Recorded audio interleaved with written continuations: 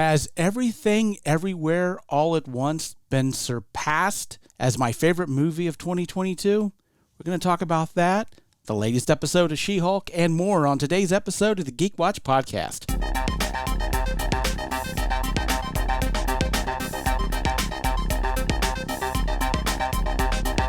This is the Geek Watch podcast with Brian Hatcher and Mandy Petrie.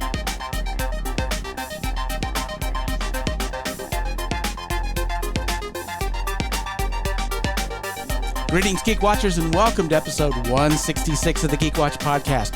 I'm Brian Hatcher, and with me, as always, Geek Watch's own resident geek goddess, Mandy Petrie. Hi, Brian. So plenty to talk about today, but first, Ryan Reynolds dropped a nuclear bomb this week. So, I'm pretty sure everyone's seen the videos by now, both of them. But Deadpool 3. Yes, 2024. So they must be working on it right now. We get like a full date. Because I'm trying to remember, did they say September 9? I can't remember. I just remember the 24. Yeah, I remember the 2024, but they had to set the date. So they're definitely going ahead with it. We knew we were going to get it. And we're getting what we want because we're getting Hugh Jackman as Wolverine. In the MCU. In the MCU. You brought in Charles Xavier in Multiverse of Madness, so it was just natural that we were going to have to get Wolverine at least once, and so we're definitely getting that. And the videos were as funny as they tend to be with Ryan Reynolds, and came out of nowhere. A lot of people had wondered about the fact that we didn't hear anything about Deadpool D23, and they were just holding that off. I guess they figured we're giving him a lot of stuff. Let's hold a little bit something back to keep the momentum going. That's exactly what he said. I know you didn't hear anything at D23, and it's quite funny. In the casual way it was done, it was just so on par. Yep, very on brand for Ryan Reynolds. But yeah, dropping that big bomb and giving us yet another thing to look forward to in the near future, which is good because it seems like everything else is getting delayed at this point. And we talked about the Warner Brothers stuff, that's the movies that they're delaying. Like all of the movies are getting delayed, especially the superhero movies have all been pushed forward on the calendar. Now it sounds like a bunch of the Sony Spider-Man movies, except for the new Spider-Man animated, that's staying firm, but everything else, Sony-based Spider-Man, Kraven the Hunter, Madam Web, all that stuff. What about Morbius 2? We're never going to let it live it down. No, I guess not. Yeah, that's been very much delayed.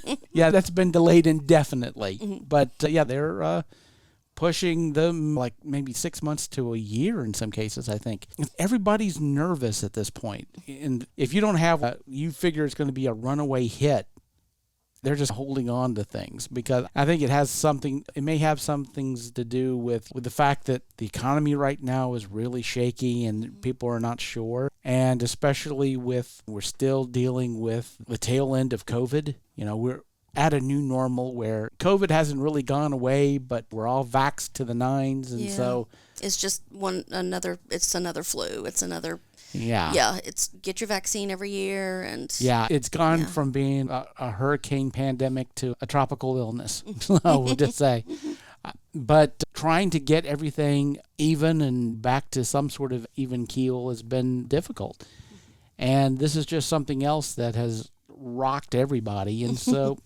everybody's just nervous at this point. So again, they're just trying to recalibrate everything, and hopefully eventually we'll start to see some of these movies again. But speaking of stuff that's coming sometime soon, the BBC did finally announce the name of the new Doctor Who special, Jodie Whittaker's last special, her regeneration episode. It's going to be called The Power of the Doctor. Okay. So they're playing off of the Day of the Doctor, the Night of the Doctor, and maybe the Day of the Daleks. But it's supposed to take place sometime in October, and we still don't have a set date yet. We're less than a month away, assuming that it's not going to be right on Halloween or something. But Monday night, though. Maybe the 30th or something. Okay. But we're knocking on the door here, and there's not been a trailer. There's been like a teaser trailer, but we haven't heard anything else. They haven't announced a date yet. Nothing. It's crazy. Don't you want people to watch this show? Don't you want to try to build a little bit of interest in it? And I'm definitely going to watch it. I know it's going to make me mad. I'm curious to see how it's going to make me mad. Because there's two things are going to happen. Because we know this is a regeneration episode. Mm-hmm. And those tend to be very emotional episodes. But we also know that Chris Chibnall is notoriously avoidant of emotional episodes. He has gone out of his way not to do an emotional episode. Yep. But of course, the regeneration has to be that way. And there was an article a couple of days ago from Jodie Whittaker interview where she said her final speech is going to be short but memorable. And she said that after they had filmed it, she broke down a little bit. But like I said, Chris Chibnall's just not the best at these type of things. There's one reason why, since he was the showrunner, we've never got a Christmas episode because they're supposed to be emotional, and he didn't want to do that. And of course, the whole deal with the avoiding the death conversation in that one episode of Doctor Who that got them in a whole lot of trouble because it's like, how can you do that? That was just like totally a missed opportunity there. If you're going to bring up the subject, you should at least talk about it. Mm-hmm. But this last episode, the 60th anniversary episode, is going to upset me, either because Chris Chibnall is going to be able to pull off the emotional gravitas to this episode that it deserves, which I hope that he does, but it's going to make me mad because it's like, why didn't you do this for the last 3 years you've been running the show? Where was those moments? You were capable of them. We just didn't get them. Yeah. We're either going to get that or we're going to get classic Chibnall, and he's just going to drop the ball again. We know he's writing the episode. So he winds up dropping the ball again, and that's going to make me really mad because it's now Jodie Whittaker didn't get anything. She's got one episode left, and we have not had, to my mind, a quintessential 13th Doctor moment. What's the moment that's going to stick out that people are going to think about when they think about her Doctor? Right. And really, besides The Timeless Child, which people remember not because the acting was so incredible or you're just blown away by it, but just the fact that it was such a terrible idea, my opinion. Flipping canon all over the place. And with Doctor Who, it's being canon, what we consider canon, given the type of show that it is and how it's about. It's not difficult to stick with canon and still be completely creative. This is just a part of this world that we live in and that we're experiencing with the Doctor. And now we're going to turn that completely on its ear in this just one episode, and we're never going to talk about it again. What was the point? Like, the whole thing was a dream? Like, that kind of cop-out.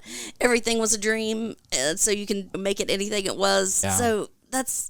Yeah, it's going to be hard. It's going to be hard to watch. I don't know, ADHD moment, but this is Doctor Who adjacent. This is the son and grandson of a doctor showed up in House of Dragon, Ty Tennant, Georgia and David's eldest. And he was also in Dead Boys Detective Agency on Doom Patrol. And he's playing a Targaryen. So now we have two Doctor Who people in this new House of Dragons. He plays the nephew of Matt Smith's character. So that's really interesting. And eventually, if you do ever watch House of Dragon, it'll be interesting to see. And his introduction was very close to Homelander in The Boys. So when you do see it, and when you do, I don't want to spoil it for you, but you'll see that. You'll be like, oh yeah, yep, that's a Homelander move right there. Anything that is Game of Thrones adjacent, you realize it's any character is shady to some degree. It's just a question of how shady and how much. Yep. Exactly. My ADHD moment, since we're on Doctor Who, is Sylvester McCoy. Yes, the seventh Doctor. Yes, the seventh. Yeah, played Igor in the Munsters movie. I did watch the Munsters movie. Oh, I didn't even realize it was out. I was thinking it was like around Halloween or something. No. How was it? It's horrible. It's terrible. It's like it is. Honestly, but is it like terrible in a good way? Like awesomely bad, or like... It is one of those movies that I feel like it's so bad that it's good. Okay. I feel that way. Not a lot of people do. But the thing is, if I was expecting a good movie going in, I would have been really upset about it. It is very corny. It's very cheesy. Okay. It's definitely geared to people who have seen the Munsters before. If you haven't, why do you even care? Yeah. And it does, without giving away any spoilers, although I don't know who would care if I spoiled it or not, it ends really abruptly. It really does. And the thing about it is, if you're making a TV show into a movie, there are certain movie conventions that you still have to follow. You can't just make it look like an episode of the television show. You have to have a stronger ending, and it doesn't at all. It ends like one episode of a TV show would. Oh, okay. And so it's abrupt. Although, strangely enough, it's like a 2-hour long movie. And it's, why is it that long? Why does it need to be that long? The pacing is crazy slow. Herman Monster, you get to see how Herman was created, because, of course, he's a Frankenstein's monster. Yeah. And we get that trope of the assistant to the mad scientist grabbed the wrong brain. Okay, Abby Normal. Got it. And well, so this was Sylvester McCoy. Well, grabbing... no. No, this was not. Okay. No, because there was another couple of characters creating Herman. And the brain that was stolen, instead of this genius, was someone who was a failed stand-up comedian. And so Herman has this thing of telling really bad puns and dad jokes. Oh, okay. And obviously, Rob Zombie did this to cater and to pander to me personally, as far as the puns and the dad jokes. Yeah. Obviously, it was only just for me, because nobody else is going to enjoy this stuff. I'm not going to give it a good rating just because Rob Zombie personally pandered to me for it. And no one's bringing up the fact that is also one of the accepted origins of the Joker. Or two or three, except, I mean, even the Joker movie, The Killing Joke, he was a failed comedian, and I think the Joker movie, wasn't he a comedian? Or he attempted to be a comedian, something, Yeah, the Joker's backstory at this point is so convoluted, although I think at this point in the comics, I think his real name's been revealed. Has it? Yeah, I don't remember what it was, because it's not like a name anybody's heard before. Okay. But I kind of think the Joker is like convoluted, and that we don't know, Well, we do now. Yeah, and I don't care for that. I want it to be a mystery. I want it to be the same thing as you want to know how I got these scars and have a different story from everyone. Yeah. That's the way I like it. Yeah. So, we had Herman Munster telling all these dad jokes. For example, I'll spoil one for you. Okay. So, have you heard about the new glass coffin? Do you know how popular it is? Remains to be seen. Okay. All right. Good. That's a good one. Yeah. I was trying to figure it out. Yeah, where is this one going to go? I can't see myself in it or something. Yeah. Okay. That was one of the jokes he said. I was considering getting a job at a mirror factory. I can see myself doing it. That was one of them. Great. That's great. So there's a lot of those. But if you're going into it not expecting it to be a good movie at all, and maybe the costuming is going to bug you because you are very much into the cosplay of things. Yes. And there are moments when the makeup for some of the secondary characters are so bad they're obviously wearing rubber masks. Oh. It's pretty bad. Man. And I mean, it's not a good movie. Well, but that would drive me crazy, because you and I have both been watching the new 100 Scariest Movie Moments. Almost a decade ago, Bravo did it. And it was before streaming or anything, so I think I even videotaped them because I loved it so much. But now we're getting updated one where we have Greg Nicotero and all these greats talking about their makeup effects and the things that they did. And that's something where, like, one of the ones was Nicotero talking with Rob Reiner about making the legs, and it would be better to make a fake legs and a real hammer than a fake hammer and real legs. Yeah. And so that's really. Yeah, so that would upset me. Oh, yeah. Put your budget where it needs to go. Yeah, because he's talked about how it's like a magician's trick, because you assume fake hammer and real legs. So when you show that it's a real sledgehammer and it has weight to it, you're waiting for the cut and you don't get it. Yeah. It's literally magician's distraction. The snowman. Exactly. Yeah. You're focused on the hammer. Okay, it's a real hammer. And then you're like, okay, they're swinging. Obviously, they've got to cut. We're not going to see it. We're not going to see the foot. We're just going to see it. Yeah. Yeah, exactly. We're going to have a cut so that we do whatever, and you don't get it. And at this point, you just assume they were real legs. You're not even thinking special effects. You're like, it's all in the hammer. And, yeah. Now, that moment made both lists, but The Fly, they were like, they've picked different moments in the same movies. Before The Fly was the final scene where he puts the shotgun to his head, but in this one, they chose the arm wrestling scene. And again, it was due to the makeup. I think there's been a real and prosthesis and effects. And it was when he broke the man's arm, and you see it. You see the bone coming out of it. And sorry, we're off on. We're totally off of what we were originally. I don't even know what we were originally talking about. It was just, well, I mean, the truth is, Halloween is right around the corner. Obviously, in September, you get the first month of Halloween, Yes, and now Halloween we're going into the main month of Halloween. Yep, and we're recording 2 days before October. Oh, yeah. Yeah, I've been really enjoying that. I have been looking forward to a lot of great spooky stuff, and there's stuff coming out in the theaters that are really going to fit into this. Mm-hmm. But I got to talk about a movie that I saw that I drove back to Columbus to watch. Yes. And I had talked about this previously on the podcast, but now I got to talk about this movie, Moonage, Daydream. Yeah. The documentary on David Bowie. And I wanted to give you a little bit of a heads up of what it was like, because it was nothing that I expected. Really? Now, if you've seen the trailer, you get an idea about the mood of the movie. So this future Oscar-winning documentary, and I'm not even kidding when I say this, if this, it's going to at least get nominated, but if it doesn't win, the Oscars are dead to me at this point. Because this does something that I've never seen a documentary do before. You usually have the director, the writer, they're involved in the production to where you see them in front of the camera, or you get narration by them to basically set things up. None of that at all in this. The director / editor, he is completely invisible. You don't see him at all. If there is a narrator to this movie, it's David Bowie. It's all David Bowie. Any narration is David Bowie speaking. Posthumous recordings. Yeah, things that he has said, and the way everything is put together. So it is a very intense movie from start to finish.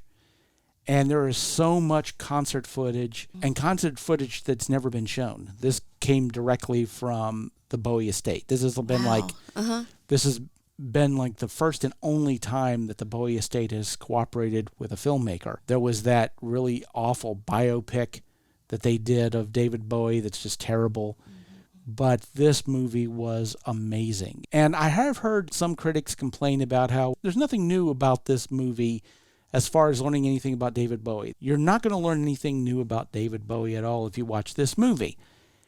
And I get that, but here's the thing. The movie isn't made specifically for Bowie fans, although Bowie fans will absolutely love this film. But keep in mind, there are kids in college now who, if they know who David Bowie is, and that's no guarantee that they do, they may recognize the name and maybe the fact that he was in a movie or two, or he may have done a song, but that's it. Yeah, they don't know his impact on, gosh, even the world, not just entertainment, but the world. Yeah, well, you've learned that in this documentary. It is incredible. Now, some of the weaknesses, I will say, not in the movie itself, but the fact that I understand why the choice was made to release at IMAX only.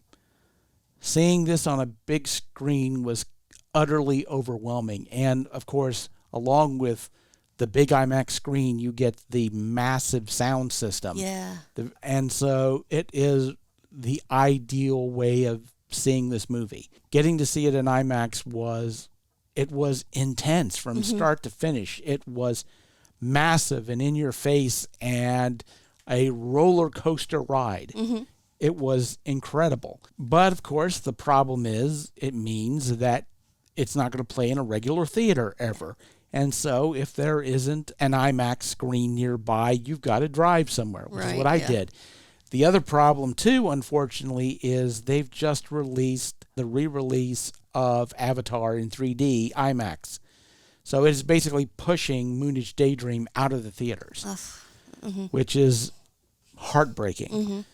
Now, that doesn't mean that people are not going to get the opportunity to see this movie. It's just not in the best light. Now, my understanding is Moonage Daydream will be on HBO Max in the spring. Okay. So if you didn't get a chance to see it in IMAX, or you did like I did and you want to watch it again, then there will be that opportunity to do so. But I have to say, I didn't know if there was going to be any movie this year that was going to come even close to basically what was my favorite movie of 2022, which was Everything Everywhere All at Once.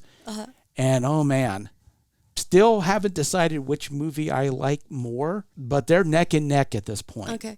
But they're two completely different mediums. So there's the sci-fi, but depending on what was in the movie, we got Ziggy Stardust, we got Diamond Dogs, which are also sci-fi. With a little bit of little blinks here and there of Black Star. Okay. Because that's part of the... Right up until the end. Yeah. You get to see Bowie at the beginning when Ziggy Stardust is starting to break through, and his work with Brian Eno. That period in the 80s, from the late 70s to the late 80s, dipping into the 90s, where he just became international. And the moves that he made, where he moved from England to Los Angeles and then to Germany and then to Japan, and what they did for him as an artist and how he grew as an artist. But really the talk of how to be an artist, his exploration of what it means to be an artist, because he was a musician and an actor and a painter, and he did experimental films, and he designed clothes. Yeah. That was the big part of Ziggy Stardust, is he was right there designing those clothes. And at that time, really, musicians didn't really have that much theatricality on stage. You came out, you played your set, and everyone loved it. And then you're adding, he added set pieces, he added costumes, he added makeup, and all that cleared the path for Ozzy Osbourne, Kiss. I think even at times maybe Queen had a bit of that.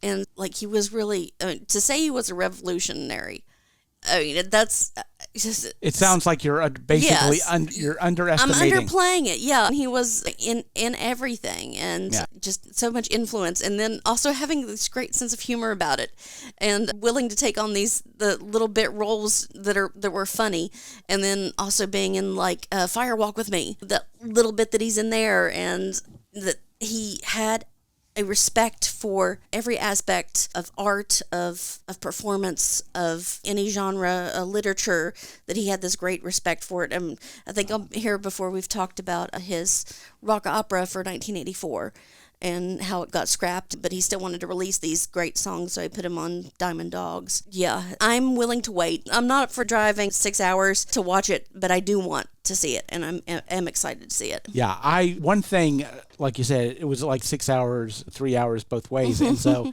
usually when I'm making the trip, I'll take an audiobook to listen to. And the audiobook I was listening to was Cameron's The Artist's Way, and a fantastic book about what it means to be an artist, which listening to it 3 hours there and then watching Moonage Daydream and then listening to the book again 3 hours back, it really bookended the movie. Made a whole day for you. Yeah, really bookended the movie very well, all puns intended. So it's definitely an exploration of what it means to be an artist, what it means to commit yourself to an artist's life, how the definition of what that means changes, because how it changes. Like I said, all puns intended. But you see a lot of the statements that he made early in his career that he wound up taking back later on, because he was a different person and had different ideas about what being an artist meant. And he continued just to add into his tool chest. He got more and more tools to be able to tell the stories that he was telling.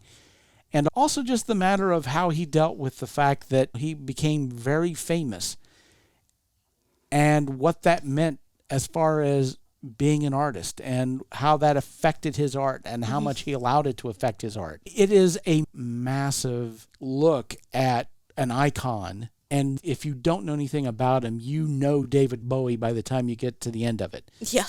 And like I said, it's a roller coaster ride. It's moving. It's powerful. And it's David Bowie. There is no filter. The only way you could get more David Bowie than this movie is actually be sitting in the room talking to David Bowie. I mean, he did that on Extras with Ricky Gervais. Yeah. But it is, like I said, the filmmaker stands completely out of the way. He just lets it speak for itself. Exactly. Wow. This is Bowie. This is Bowie talking to the audience. No filter. Mm-hmm. So, again, incredible film, and I will say it again, if it does not win the Oscar for documentary, the Oscars are dead to me, because nothing's getting better than this. There is no way that any documentary that's coming out this year is going to top this thing. Mm-hmm. A lot of the younger Gen Zs, bless their little hearts, they were fortunate to grow up in a little more tolerant world. So they never would consider that Bowie being this androgynous character, that he was controversial in any way, and that this was career suicide, and I wouldn't want this to be any other way, but a lot of younger people grew up in a world where coming out wasn't as brave as it was back then. No, you were on the pyre. You were getting burned. And I can remember them talking about, they weren't called the paparazzi at the time, but in front of them, he went up and mouth kissed Lou Reed right in front of, I can't remember if they got it the press or whatever, but it was basically what we now call paparazzi. And he didn't care. Yeah. Yes, and what made him such an ally for so many people who didn't have that. And it was just a beautiful life, crazy at times, difficult at times, but... Yeah, and you get to see it in its full glory. So, whenever you get the chance, definitely, this is worth a watch. Yeah, for sure. Before we go, we definitely have to talk about She-Hulk. Oh, my God. I don't even know. How do we tell? She-Hulk has been telling us what they're going to give us and then giving us exactly that. This retreat, that's it. We're going to be right here this entire time. We are going to talk to these people with superpowers or super suits right here in this, and we're not going to go anywhere. It's a bottle. I'd call it a bottle episode. Sure. Yeah. And well, that's one thing. That's one thing about these episodes. Is one of those things that I think may be a detriment to it as far as people's opinions, because they are really leaning into the episodic television versus like a sitcom, where the sitcom tends to be very compact and self-contained. And so you don't very often have a running thread where you're developing a story. You just basically, you bring up a story and then you resolve it by the end of the episode. And there is a bit of a through line, obviously, through She-Hulk, because this is a Marvel show. You have to have that. There have been some complaints with critics saying it's disjointed. The episodes don't really tie in together. Well, in your typical sitcom, they don't. And I would say that's an artistic choice that you can make. I don't know if it's a good choice or a bad choice. And obviously, if you're going into a Marvel TV show expecting one thing and you don't get it, you may be disappointed. I went into it without any kind of preconceived notions. You know, I'm just willing to see what they gave me, and I have been enjoying it so far. Although I do have to say, you had this male character introduced in the last episode, and then he and Jen have this moment. Right. And then he just disappears, and you know, when that happened, I'm like, oh, what the heck happened to this guy? Something must be wrong, because if you've spent the night with somebody, you're not just going to disappear and not text him anymore. And then I realized, how naive am I? It's literally like ghosting. It's like, it happens all the time. Yep. I'm like, oh, that's one of those moments. It's like, I'm so naive, because, yes, women go through that all the time. But, yeah, that was terrible. And then, of course, they had to make it worse at the end. Yep, but you felt it. And then they basically told you, the vampire says maybe he wanted her blood. Oh, of course. Oh, God. Of course. That's him. He's the bad guy. He got her blood. And then we see not only her blood, he cloned her phone. He took a picture of her while she was naked, revenge porn, to whatever that website is, that revenge website. Oh, the Intelligentsia. Intelligentsia. Which actually does have a reference in the comics. Really? Yeah, it's not a website, but it's a group of intelligent supervillains, like the Leader and the Wizard and, you know, people of that ilk. And so Okay. they're a version of the Illuminati, but they're villains. But they're all super intelligent villains. Okay. So I wonder if calling the website Intelligentsia is a reference to that. It may be. But we only got 2 episodes left. And this Sunday, we get our first of the last episodes of The Walking Dead. Yeah. And Interview with the Vampire, which I just got an email before we got started today. I got an email that if you've got AMC Get Plus, it early. yes, it's already available. I can watch. Is it? I can go ahead and watch Interview with the Vampire, so I don't have to stay up and watch it. So Yeah, and then I just learned that we're getting Let the Right One In TV series. yes, It's like, man, we're getting more than one vampire series out. I don't think that's happened since Vampire Diaries. So that'll be interesting. Whichever platforms it's on. Showtime maybe. I don't have that, so I'll have to wait to watch it. But yeah, the trailer I saw, it looks like they've really fleshed out that world. Yeah. You know, there's more than one vampire kids, and what would that be like, and how do you take care of them? So it's really, Oh, yeah. it looks interesting. yeah. And I've watched the latest episode of Rick and Morty, which was really creepy. Ooh. Yeah, Really? it was very disturbing. It really leaned into some horror tropes for sure. Ooh. Uh-huh. And it's really weird to say this about a show like Rick and Morty, but they're really kicking out the stops on for this season. Oh, because they've been so held back up until now. Yeah, they've been so reserved. Uh-huh, yeah. But yeah, they are really playing into a lot of existential stuff. I think I've talked about this in the podcast already, but yeah, like the first episode of the season was just like really existential, very much like deep into, as I said in the podcast, Rick's crybaby backstory. And you realize, oh, just as bad as you think it is, it's actually worse. But they're really leaning into a lot of, like I said, some really weird moments. And this last episode, there was a zombie aspect to it. There was an aspect of it leaning into Invasion of the Body Snatchers or Us. I would say Us is maybe a good. Okay, all right. So if you saw that Jordan Peele film, yeah, there's some aspects to that as well.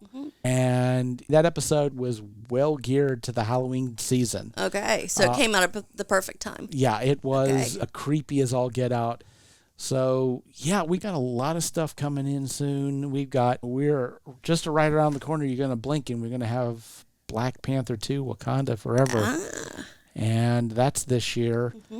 And to end the latest phase of the Marvel Cinematic Universe. And we've got the end of the year is going to be here before you know it. And there's going to be a lot of stuff to see, but I can't wait to see what's next. We shall see.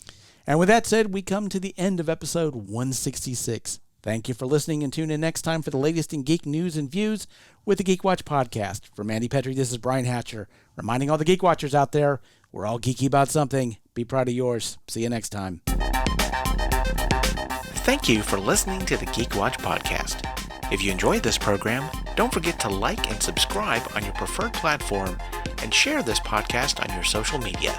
For links to all the ways you can listen to the Geek Watch podcast, as well as leave comments and suggestions, visit our website at geekwatch.net.